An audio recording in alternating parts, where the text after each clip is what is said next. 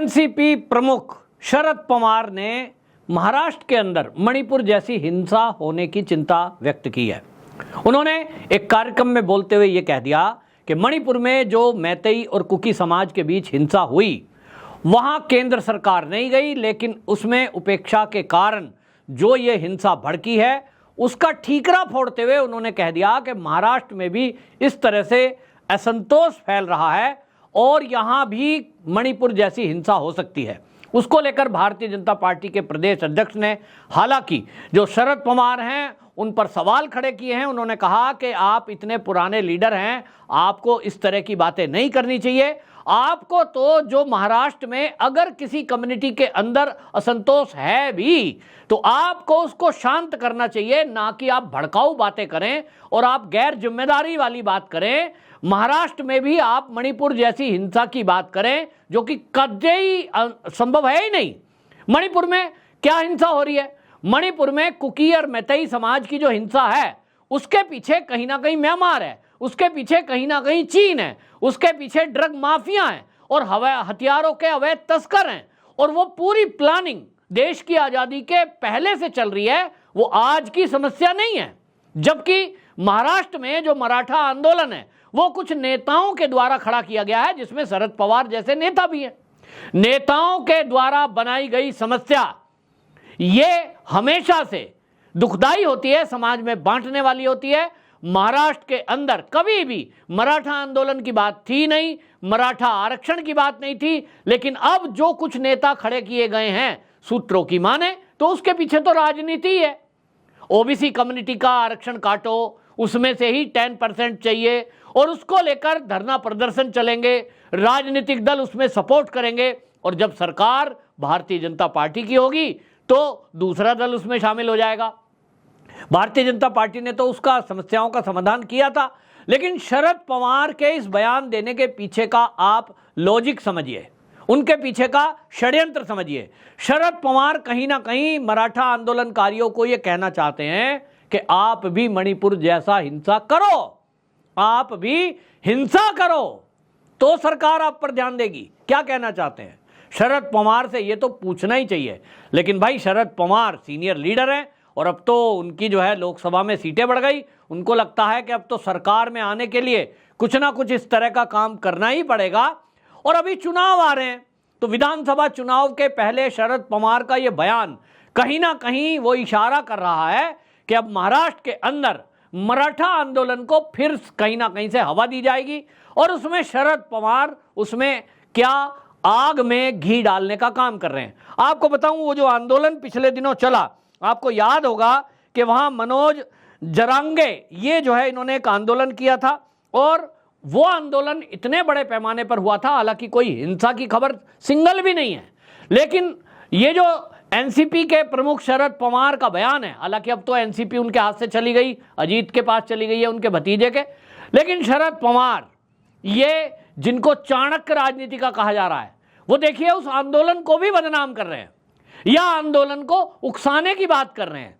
जिस मणिपुर से वो तुलना कर रहे हैं, मणिपुर में तो सब लोग वो जो है डोडा की खेती करते हैं, वहां अफीम बनती है और उसका इंटरनेशनल लेवल पर वहां से व्यापार होता है, हथियारों की अवैध तस्करी और उसके पीछे जैसे मैंने कहा चीन, और उस पूरे नॉर्थ ईस्ट में अशांति पैदा करके उस नॉर्थ ईस्ट को भारत से अलग करने का एक षड्यंत्र।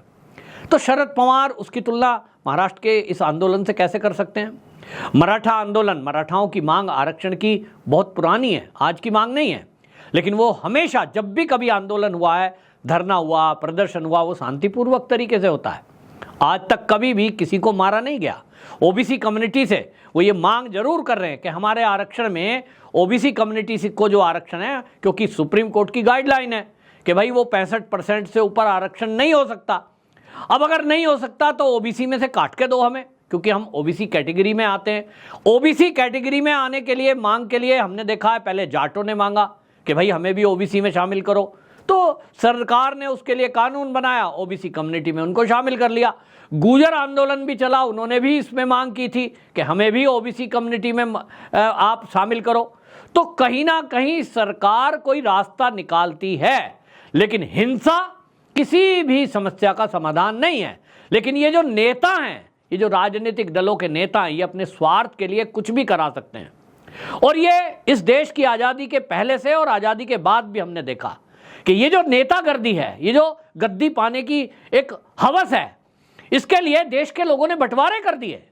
अगर इस देश का बंटवारा हिंदुस्तान पाकिस्तान के रूप में जो हुआ, उसका इतिहास आप जाएंगे तो पीछे आपको यही पता लगेगा कि दो नेताओं की महत्वाकांक्षा थी, सीट एक थी, प्रधानमंत्री तो क्या करें, व्यक्ति दो, कुर्सी एक, और इसीलिए दो टुकड़ों में बांट दो।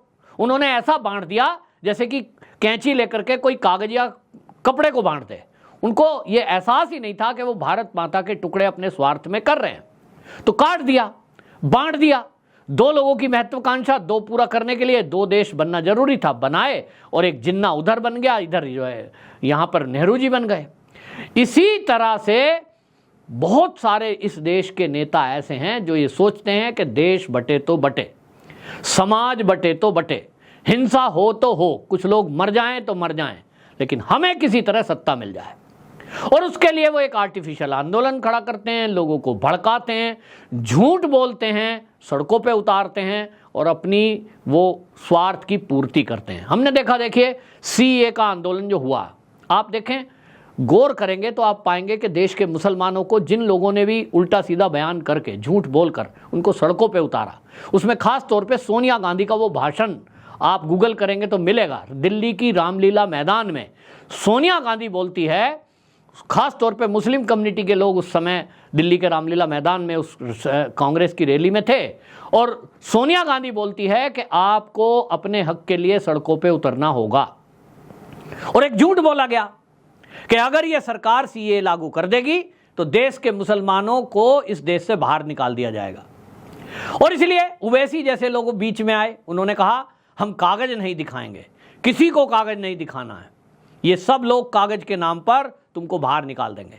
यानी देश के नेता अगर झूठ नहीं फैलाते तो पब्लिक घरों से नहीं निकलती। झूठ बोला, उसके बाद उलेमा आए, उसके बाद मौलाना आए, और एक बड़ा आंदोलन खड़ा कर दिया गया, जगह जगह शाहीन बाग बना दिए गए। देश की जनता को परेशानी, देश का करोड़ों रुपए बर्बाद और दंगा फसाद, बहुत सारे युवकों की जान चली गई। नेताओं पे कोई फर्क नहीं पड़ता, नेता केवल समाज में जहर फैलाने का काम कर रहे थे, बांटने का काम कर रहे थे, हिंदू मुस्लिम करने का काम कर रहे थे। उनका मकसद केवल यह था कि भारतीय जनता पार्टी को मुस्लिम विरोधी सिद्ध कर दो, ताकि एक भी मुसलमान भारतीय जनता पार्टी को वोट ना करे। क्योंकि मोदी जी 2014 के बाद से सबका साथ, सबका विकास, सबका प्रयास, ये सब जो कर रहे थे, बहुत सारी मुस्लिम महिलाएं वो भारतीय जनता पार्टी को वोट दे रही थी। लेकिन इन्हीं नेताओं ने हिंदू मुस्लिम करके मुसलमानों को भारतीय जनता पार्टी से दूर किया।